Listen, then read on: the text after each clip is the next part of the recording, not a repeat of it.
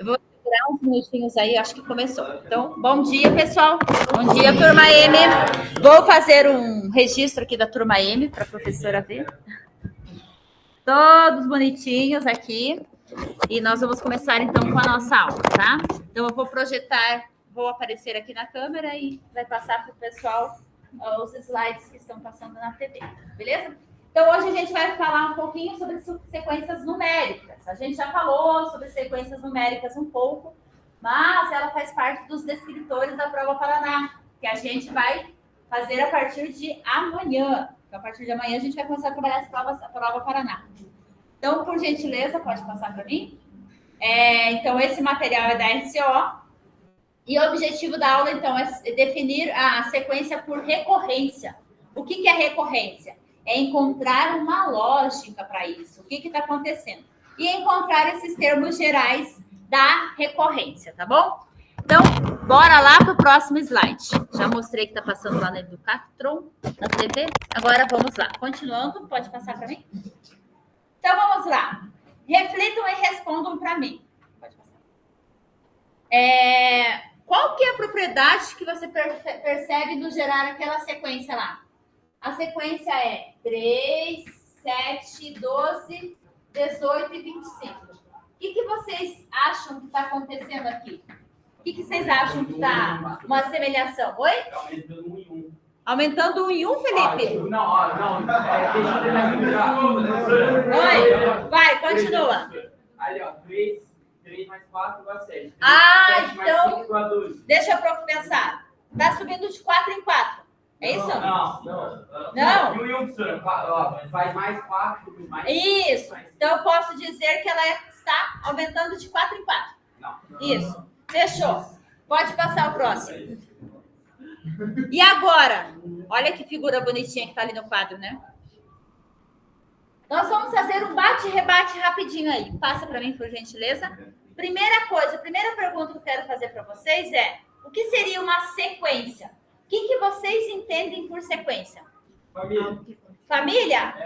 Família, porque nós temos, no caso, eu tenho 2 pais, 4 avós, 8 bisavós e assim por diante. Que mais? Juros? Simples? Sim. Tá, juros simples, porque vai subindo cada mês um pouquinho mais, né? E pode passar para mim? E o que a gente conseguiria observar assim no nosso cotidiano, na natureza, nas coisas que a gente vê? Aonde que a gente consegue ver? Aonde, César? A proporção áurea, né? Que a gente já viu nas outras aulas, que vai crescendo por causa do número de ouro. E aonde mais assim? Pode passar? Na natureza, que a gente poderia ver isso.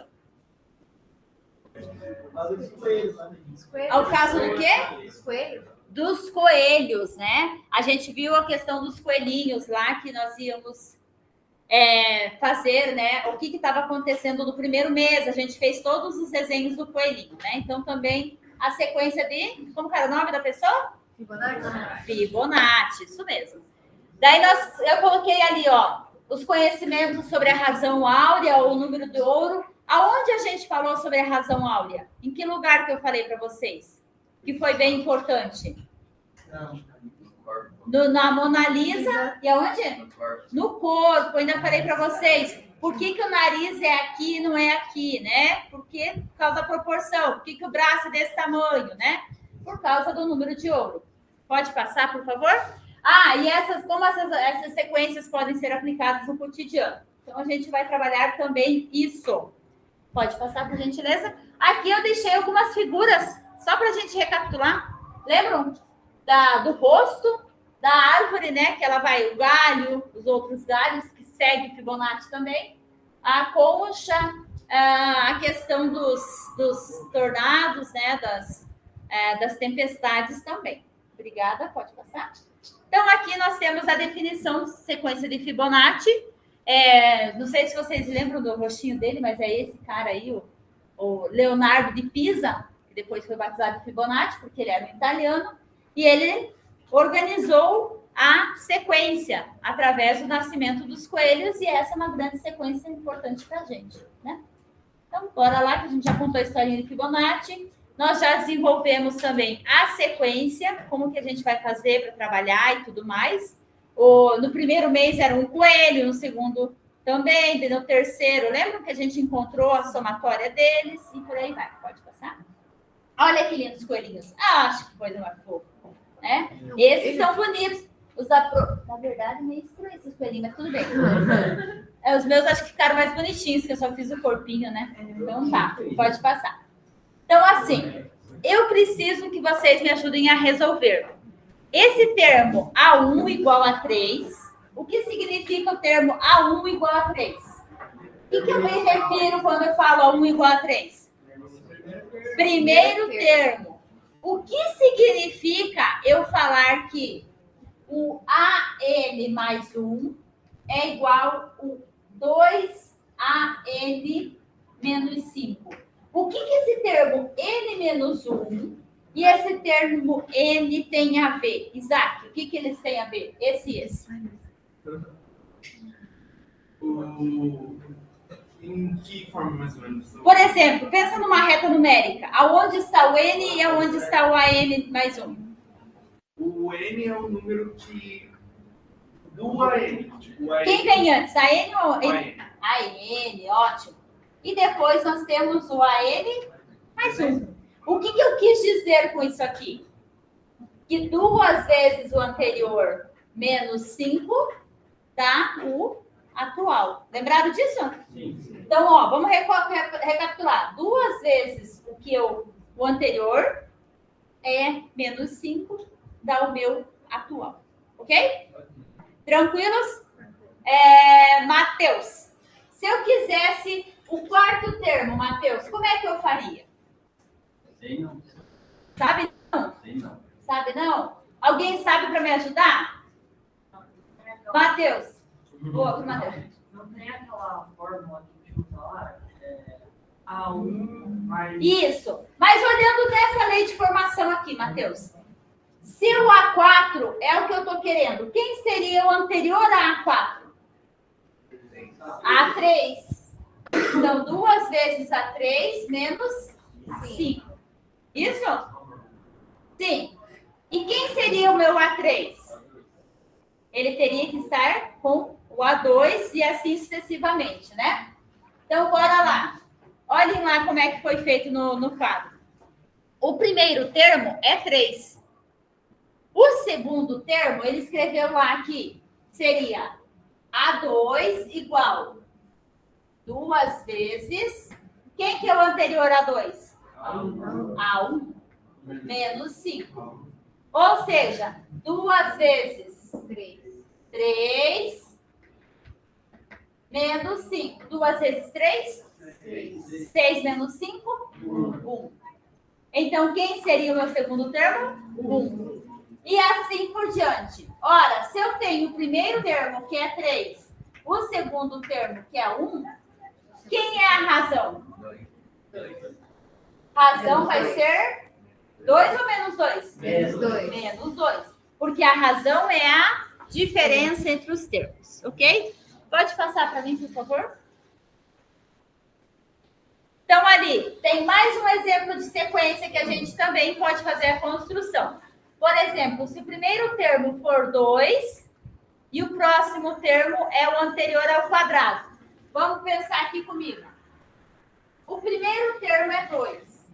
O segundo termo vai ser quem? 2 ao quadrado, ok? Quem que é 2 ao quadrado?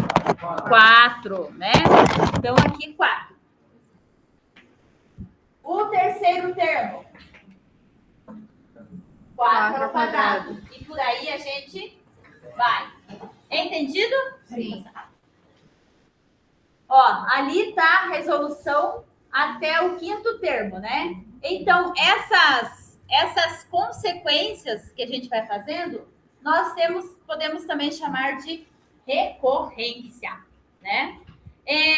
Pergunta para Letícia. Larissa, perdão. Larissa lá. O que significa a segunda linha? Como é que faz a leitura? N pertencente... Qual que é a duas? N pertencente ao conjunto dos naturais e o asterisco, exceto zero, tá? Só para a gente recapitular o que significa aquele N. Pode passar? Aqui nós teríamos mais uma sequência para a gente trabalhar, que depois a gente vai deixar para vocês trabalharem depois. Pode passar. Agora é o seguinte, vamos pensar nessa daqui, porque eu tenho certeza que uma dessa aqui vai cair na nossa prova para amanhã. Pensem comigo. Eu tenho a sequência, tá? A sequência está ali. Qual que é a lei de formação geral de uma PA? AN igual a 1 mais... Ótimo. Essa é a minha lei geral. Pergunto a vocês, olhando naquela sequência, qual que seria o primeiro termo? 4. Quem seria a razão? 6. Tranquilos para vocês? Bora. A N vai ser quem? 4 mais 6, que multiplica N menos 1. Dúvidas? Faço o que agora para terminar? A distributiva. 6 vezes N. 6 vezes menos 1. A N vai ser 6N menos 2. Ok? Então, qual seria a resposta? Letra C, né? Entendido, pessoal?